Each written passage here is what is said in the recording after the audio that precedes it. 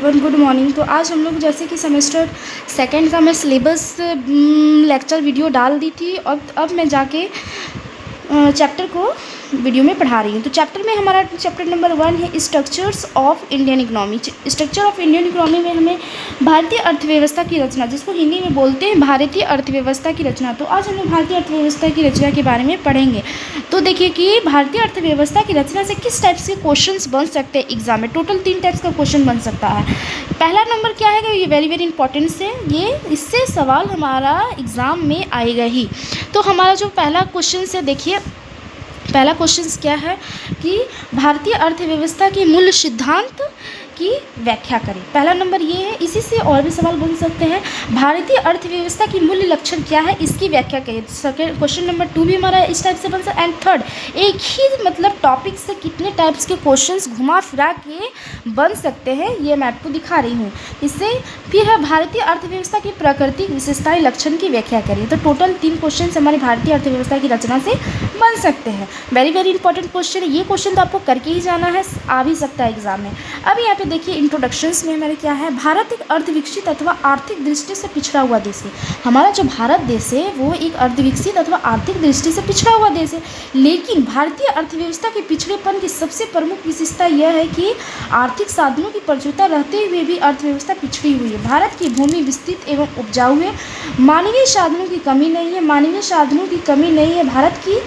भारत में अधिक खनिज संपत्ति तथा विस्तृत वन संपदा है तथा जल शक्ति के साधनों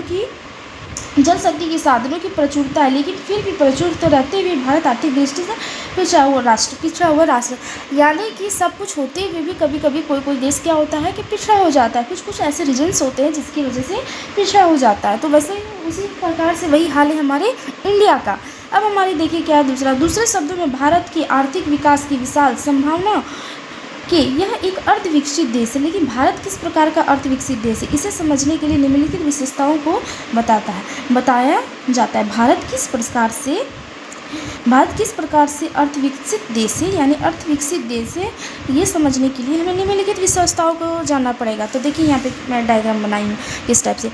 भारतीय अर्थव्यवस्था की विशेषता है, हमें एग्जाम में जैसे कि यहाँ पे रिप्रेजेंट किया गया इसी टाइप से आपको सुंदर से एकदम पेंसिल से अच्छी तरीके से करना। इससे क्या होता है कि हमारा मार्क्स ज़्यादा आएगा, आने की संभावना ज़्यादा रहती है। तो इस टाइप से अगर हम सजा के अच्छा से लिखेंगे तो देखिए दिखने में भी कितना खूबसूरत लगता है और पढ़ने में भी जो पढ़ता है उसको भी अच्छा लगता है। तो भारतीय अर्थव्यवस्था की विशेषता क्या है, तो भारत के नंबर 1 की विशेषता है कृषि की प्रधानता। हमारे भारत देश एक कृषि प्रधानता देश है। निम्न प्रतिवर्ती व्यक्ति आ रही है, व्यापक गरीबी एवं निवारण है, आय का असामान्य वितरण, जनसंख्या में तेजी से वृद्धि होती है, पूंजी की कमी, प्राकृतिक साधनों का अल्प प्रयोग, औद्योगिक का अभाव, बेरोजगारी एवं छुपी हुई बेरोजगारी। नेक्स्ट हमारा है अपर्याप्त आधारित संरचना, कुशल श्रम एवं तकनीक ज्ञान की कमी। अब हम लोग इसको जो 1 से लेकर 10 इसको हम लोग क्या बोले डिटेल में समझेंगे क्या है। तो कृषि की प्रधानता, कृषि भारतीय अर्थव्यवस्था की रीढ़, कृषि हमारी भारत देश की अर्थव्यवस्था का रीढ़ है। पूछा जाता है कि भारतीय अर्थव्यवस्था की रीढ़ क्या है, 4 ऑप्शंस दे देते हैं। तो कृषि जो है हमारी भारतीय अर्थव्यवस्था की रीढ़ है, क्योंकि भारत की कुल श्रम शक्ति का 52% भारत भाग में कृषि क्षेत्र में लगा हुआ है। 2023-24 के आंकड़ों के अनुसार देश में सकल घरेलू उत्पाद जीडीपी में कृषि का योगदान 18% था, जो 2015-16 में बढ़कर 20% हो गया है। अभी जैसे कि आप लोग डाटा को देख सकते हैं 2013-14 का दिया गया है, जो 2015-16 का दिया गया। आपको क्या करना है, आप लोग जो जैसे कि कोई सेमेस्टर 23-26 का 22-23 का सेशन होगा, या फिर 22-26 का सेशन होगा, या फिर जिसका जिस टाइप का सेशन उस टाइप से इसमें क्या करना है वैसे लगा के कि 2026 में जीडीपी कृषि का आंकड़ा इतना था भारत में, इस टाइप से आप लोगों को करके देना है। ये 2015-16 को जैसे मैं 20% लगाई हूँ, उसी टाइप से 2024-25 का, 2026-27 का, इस टाइप से करके आपको आंकड़ा को प्रेजेंट का भी आंकड़ा को यहाँ पे डालना है। प्रेजेंट का आंकड़ा मैं नहीं डाली हूँ। उसके बाद सेकंड नंबर में हमारा है निम्न प्रति व्यक्ति आय। निम्न प्रति व्यक्ति बारे में क्या है, भारत में प्रति व्यक्ति आय का स्तर बहुत निम्न है। ऐसा देखा जाता है कि विकसित देशों में प्रति व्यक्ति आय की अल्प विकसित देशों में प्रति व्यक्ति आय की तुलना में कई गुना अधिक होती है। अल्प विकसित देश और विकसित देश में यहाँ पर तुलना करके बताया गया है, अतः इसे निम्नलिखित तालिकाओं के द्वारा भी समझा जा सकता है। जैसे कि यहाँ पे आप देख सकते हैं कौन से देश में प्रति व्यक्ति आय किस टाइप से है, यहाँ पे मैं डाटा को की हूँ, डाटा के अकॉर्डिंग आप लोग इसको समझ सकते हैं।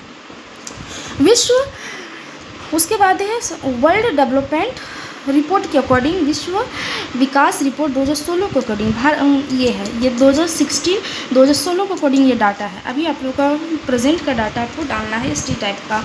उसके बाद है व्यापक गरीबी का निर्धारण। व्यापक गरीबी का निर्धारण क्या है, तो निर्धनता की नवीनतम आंकड़ों के अनुसार 2011-12 में 21.9% थी, जो कि 2023-24 में गरीबी की दर 8.5% हो गई। यानी कि 2011-12 का आंकड़ा हमने डाले हैं और 2023-24 के भी आंकड़ा डाले। आपको क्या करना है, अगर आप 25-26 के होंगे तो 25-26 का डालना। इसी टाइप से आपको प्रेजेंट का आंकड़ा डालना है, कोई भी हो वर्ष प्रेजेंट का उसमें आंकड़ा डालना। इससे क्या होता है, एग्जामिनर क्या करता है कि नंबर्स को ज़्यादा देता है। नेक्स्ट हमारा है आय का असमानता वितरण। आय का असमानता वितरण देखिए आप लोग क्या क्या है, आप लोग इसको एक बार पढ़ लीजिएगा, समझ लीजिएगा, पढ़ने से आपको समझ में आ जाएगा। नेक्स्ट में हमारा है जनसंख्या में तेज़ी से वृद्धि। कैसे कैसे जनसंख्या में तेज़ी से वृद्धि होती है, तो देखिए अविकसित देशों में तेज़ी से बढ़ती हुई जनसंख्या की स्थिति पाई जाती है, जिसमें आए दिन जनाधिय आवर पॉपुलेशन की समस्या उत्पन्न हो रही है। इसके फलस्वरूप इन देशों में उद्योग एवं अन्य व्यवस्था के विकास के अभाव में कृषि पर जनसंख्या की भार बढ़ जाती है। भारत में जनसंख्या 1931 से 91 के बीच में 16 करोड़ थी, जबकि 2011 के बीच लगभग 18 करोड़ बढ़ी थी। अभी 2024 में वर्तमान में 145 करोड़ है।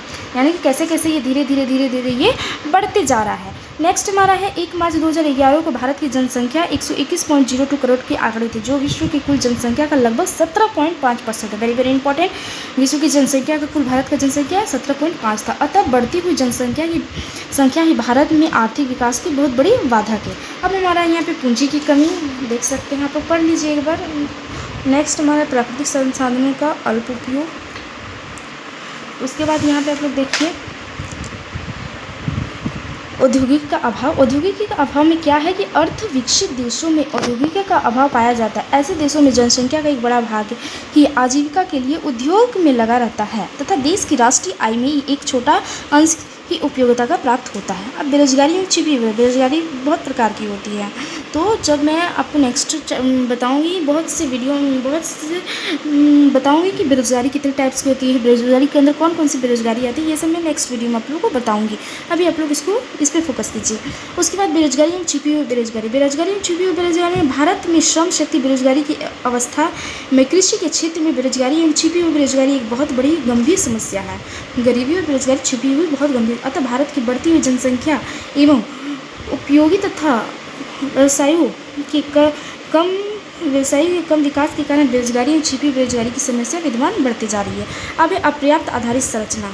आधारित संरचना में अभिप्राय है बिजली, चालक शक्ति, यातायात के साधन, बैंकिंग व्यवस्था, प्रशिक्षण की सुविधा आदि। भारत की आर्थिक विकास की एक मुख्य बाधा आधारित संरचना का अपर्याप्त होता है। भारत जैसे विशाल देशों में यातायात के साधन जैसे रेल, सड़क, जल तथा वायु यातायात की वर्तमान स्थिति को पर्याप्त नहीं कहा जा सकता है। अब हमारा 9th में हमारा है 11th हो गया, सॉरी ये 11th टॉपिक है। 11th टॉपिक में क्या है, कुशल श्रम एवं तकनीक ज्ञान की कमी। अर्थ विकसित देश तकनीकी पिछड़ेपन से प्राप्त रहते हैं। यद्यपि भारत में योजना काल से प्रभावित ज्ञान में उन्नति हुई, परंतु फिर भी भारत में प्रयुक्त तकनीकी स्तर कई अर्थों से विकसित देशों से नीचा है। तो आप लोग को आई होप कि आप लोगों को समझ में आ रहा होगा। नेक्स्ट हमारा क्या है, लास्ट पे हमारा निष्कर्ष है। निष्कर्ष वेरी वेरी इंपॉर्टेंट, हम लोग जो पढ़े उसको शॉर्ट में निष्कर्ष में बताना है कि निष्कर्ष क्या होता है। तो निष्कर्ष देना आप लोगों को बहुत ज़्यादा जरूरी है। निष्कर्ष जब तक नहीं दीजिएगा आप लोगों को मार्क्स कम ही दिया जाएगा, लेकिन अगर निष्कर्ष दे दिया जाए तो एग्जामिनर को पेपर जज करने में थोड़ा अच्छा लगे। आप लोग हम लोग देखिए पेपर को जितना अच्छा से रिप्रेजेंट करेंगे उतना अच्छा से हमको मार्क्स मिलेगा। अगर पेपर को हम लोग जैसे तैसे हम लोग सही लिख तो रहे हैं सही, लेकिन पेपर को रिप्रेजेंट सही तरीके से नहीं करें तो हमको जहाँ 10 मार्क्स मिलना चाहिए वहाँ हमको 5 मार्क्स मिलेगा, और जहाँ 15 मार्क्स मिलना चाहिए वहाँ पे 10 मार्क्स मिलेगा। लेकिन थोड़ा अगर हम लोग और मेहनत करेंगे और पेपर को थोड़ा अच्छा तरीके से रिप्रेजेंट करके और अच्छे तरीके से बनाएंगे, थोड़ा सुंदर से बनाएंगे, तो हमको नंबर में क्या मिलेगा, 10 की जगह 15 मिलेगा, 15 की जगह 20 मिलेगा, तो हमको फुल मार्क्स मिलेगा। तो इस पे ध्यान देना। अब हमारे निष्कर्ष में क्या है, उपयुक्त निवेचन से स्पष्ट होता है कि भारतीय अर्थव्यवस्था यद्यपि पिछड़ी है, भारत की अर्थव्यवस्था पिछड़ी अर्थव्यवस्था, लेकिन वह गरीबी के दुष्य से बाहर है, लेकिन फिर भी देश की अर्थव्यवस्था को विश्व की अर्थव्यवस्था से जोड़ने का प्रयास चल रहा है। अतः भारतीय अर्थव्यवस्था विश्व की चौथी बड़ी सबसे अर्थव्यवस्था है। भारत की अर्थव्यवस्था जो है वो विश्व की चौथी बड़ी अर्थव्यवस्था। अभी भारत की जो प्रेजेंट में थे वो तीसरी में आ गए थे, फिर से 2026 के अकॉर्डिंग आंकड़ा को अनुसार फिर से ये नीचे चल गई है। तो आई होप कि आप लोग को स्ट्रक्चर ऑफ इकोनॉमिक्स समझ में आया होगा कि क्या होती है, कैसे क्या होती है। तो आप लोग देख सकते हैं भारतीय अर्थव्यवस्था की रचना। तो आई होप कि आप लोग को समझ में आ गया होगा। Thank you everyone.